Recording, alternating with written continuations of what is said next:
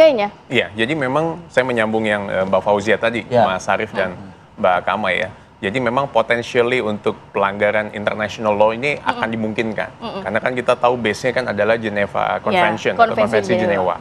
Jadi ada 3 prinsip dasar sebetulnya yang di-adopt.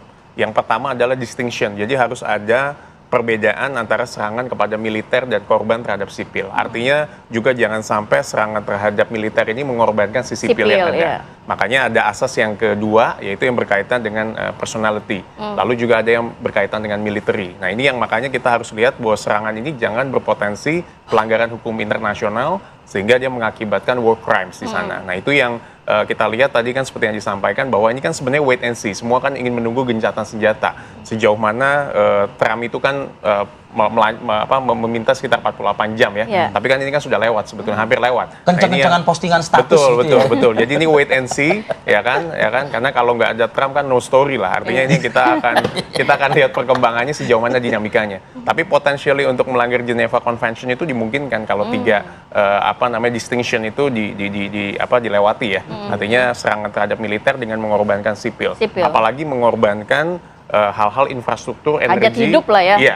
Yang menyangkut dengan air, listrik, infrastruktur lain itu yang berbahaya yang kita harus jaga sebetulnya. Itu katanya untuk negara kawasan bahaya banget itu. Betul, untuk kawasan. Karena kan Selat Hormuz ini kan sekitar 20 juta barel kan passing ya Mas Arif ya, lewati di sana. Jadi ekonomi pun juga bergerak. Itu penting juga untuk Amerika Serikat ya? Oh sangat penting pastinya. Makanya Amerika kan berkepentingan di warning kan 48 jam untuk itu dibuka. Nah kemarin kan kalau nggak salah Mbak Fauzia ada kapal dari Oman ya atau Paris yang Prancis yang sempat dibuka. Jadi juga Iran juga melihat bahwa untuk mitranya, negara mitra pun juga dia pun juga punya privilege untuk membuka. Nah ini yang makanya Amerika terus push untuk bisa ini dibuka karena Amerika kan pasti punya kepentingan di Selat Hormuz yang ada. Karena 20 juta barel kan lewatin di sana. Itu dia. 20 juta barel tapi kalau bisa dari segi bisnis gitu cukup parah ya ke Amerika Serikat sendiri. Betul, itu cukup signifikan gitu. Karena kan ini kan dampaknya bukan hanya ke Amerika, tapi kan berkaitan dengan negara-negara lain kan. Sampai nanti juga mungkin dampaknya ke Indonesia. Makanya kan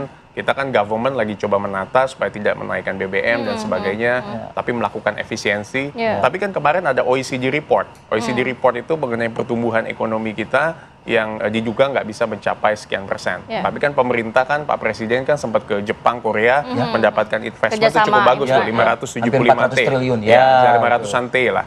Dan itu punya punya sesuatu yang signifikan untuk Indonesia.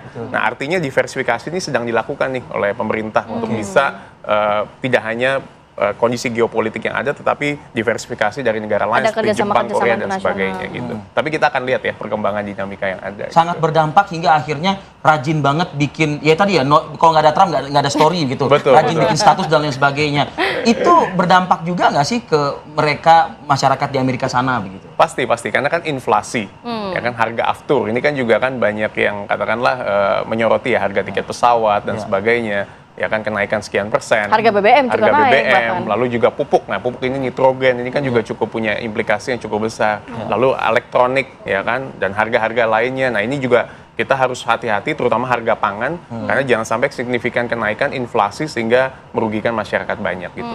Terutama di Amerika dan di Indonesia inflasi itu yang mesti harus hati-hati. Di Amerika Serikat sana. Iya. Ya, kita tahu di Filipina kan sekarang kan BBM kan juga India juga bahkan. Iya, Australia Asia Tenggara. Jadi kita harus hati-hati lah dan saya percaya bahwa Indonesia pun akan bisa mengantisipasi hal ini semua. Gitu. Nah, inikah yang kemudian berujung kepada ancaman yang tonnya agak heavy tadi Mbak Cempaka katakan